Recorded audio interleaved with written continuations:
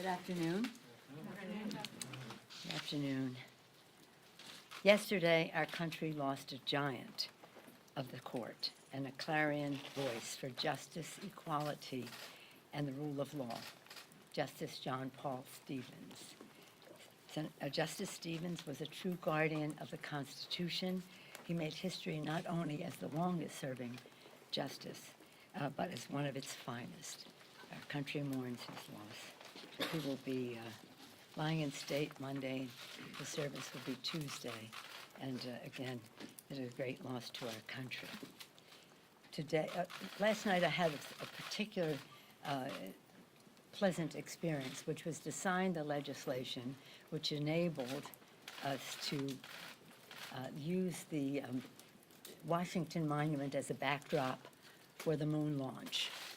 Pretty exciting. I hope everyone will take advantage of observing that as we observe that historic event in our country's, the world's history. It's pretty exciting.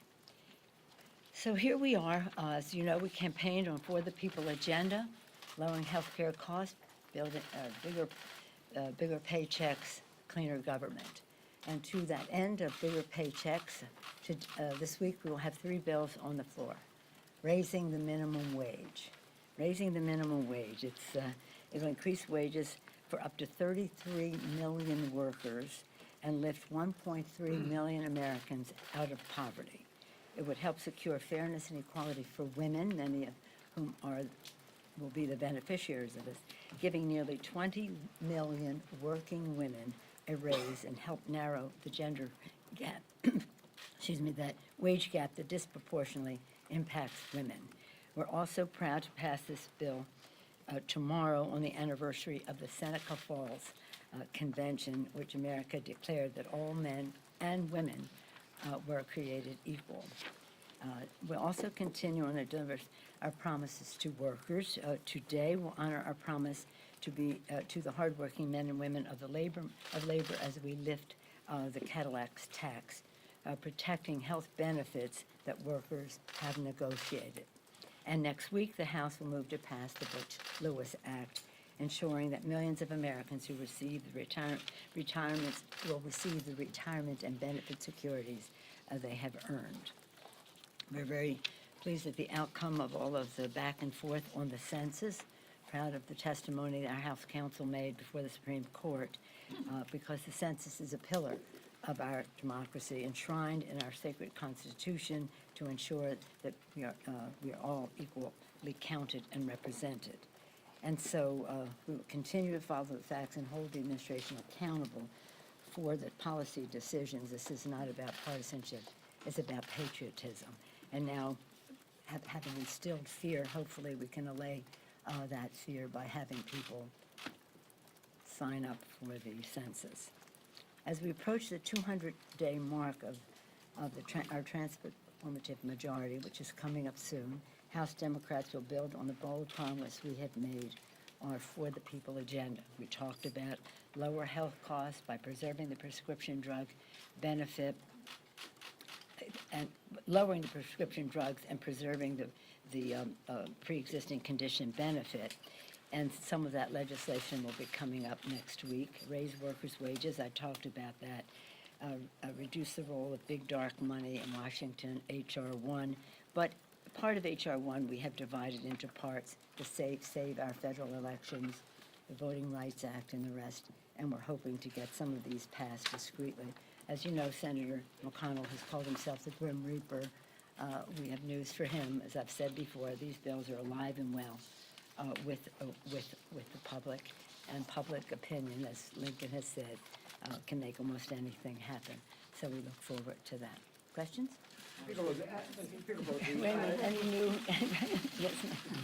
Speaker, thank you, Madam Speaker. I'll come back to you. Next week at this time, Robert Mueller will be here testifying. What is your expectation for his testimony? And is there a chance that after his long-awaited appearance, there might not be any further clarity on the findings of the special counsel's report? Well, I think that the report has brought some clarity, and his own public statement brought further clarity. And now when he speaks about it, more people will know what is in the report. I think we should approach it with all of the appropriateness and seriousness of purpose. This is about our country, our Constitution, and the separation of powers, obstruction of justice, issues like that. So I would say that, again, it's about patriotism. Let us listen. Let us see where the facts will take us, and let us have this be as dignified as our Constitution would require. And then we'll see what happens after that. We go where the facts will lead us. Al Green said today, talking about his On the same subject. resolution, he said that today we have the opportunity to punish the president. We ought to send him a message. We're not going to allow him to make America a racist country. Why is he wrong in the approach that he was taking? What you mean in terms of bringing up an impeachment? Well, for an impeachment, articles of impeachment to succeed, I haven't really actually seen his articles of impeachment, but they're about racism. We'll deal with that resolution on the floor. But as I have said over and over again, with all the respect in the world for Mr. Green, he's a very prayerful person, and he cares very much about our Constitution and our country. So as I say, with all the respect in the world for him, we have 6 committees that are working on following the facts in terms of any abuse of power, obstruction of justice, and the rest that the president may have engaged in. That is the serious path that we are on. Not that Mr. Green is not serious, but we'll deal with that on the floor. Will you vote to table it? Will you vote to table it? I don't know what we will do, but we will deal with it on the floor. Madam Speaker, thank you. On the debt ceiling here, you've been talking to Stephen Mnuchin. Yes. What is the pathway now on that and the spending caps, and what are the stumbling blocks to get this done before now and the end of next year? Well, let's start with next week and engineer back. We would like to have something on the floor next Thursday. So that we can send it in a timely fashion to the Senate so that they can go through their, shall we say, particularly senatorial process to get it done in time before they leave. So if we're talking about next Thursday being on the floor, we have to back up almost until this Friday to have an agreement reached so that we can duly note it. Because under the new rules, we don't count weekends in the 72-hour notice. So we'll have to have something that we can post sometime this weekend so that the time ticks away in order for it go to rules to committee, rules and to the floor. So when we have an agreement, we'll write it up, and we have to do all of that by Friday evening. What are the policy issues that are stalling this, or that you still have to resolve that? It's all about money, right? And And does so, that mean, is there a certain number in terms of the non-defense no, I side? think I said yesterday, I think if you read my letter, it was very clear. Our concern is that the additional initiatives that have been added for veterans, whether you approve of the policy or not, they have become the law, and we need to cover them. We don't think that that should be coming out of the regular base. And so we don't want the veterans' resources to be competing with each other or competing with other very valuable domestic priorities. So I think we are understanding each other, and when we have an announcement, you'll be the first to know. Yes. On your House resolution condemning the president, were you surprised that more Republicans didn't side with Democrats? And what do you think at the end of the day was achieved, given that it was essentially a party line vote? Well, the fact is that it was a resolution of the House and not some legislation that should go to the Senate or be signed by the president. And it was for us to say, and by the way, in the most gentle way. You have no idea the provisions that some people wanted to have in that resolution. This was as benign. It condemned the words of the president, not the president, but the words of the president. And in doing so, it anchored itself in the words of Ronald Reagan. Ronald Reagan, beautiful speech by Ronald Reagan, which I reference all the time. And so you would have thought that that benign approach might have appealed to them. But when you say, were you surprised? Were you disappointed? My expectations are not great, but you always hope that they might do the right thing and say that that language that the president used was beneath the dignity of the president, beneath the dignity of the people he was criticizing. And by the way, we were offended that he spoke in such a way about members of Congress, but we're offended that he says that about people across the country all the time. Go back where you came from. And that, by its definition, those words are racism. You go look in the AP and other places where they define certain words.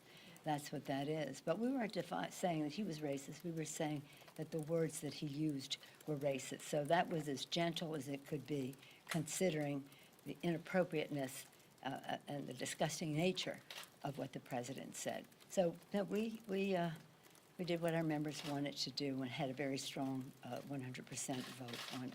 Madam Speaker, the president is clearly trying to cast this broader debate as a choice between him and your more progressive members. This fight has now dominated the conversation this week. You've had your resolution.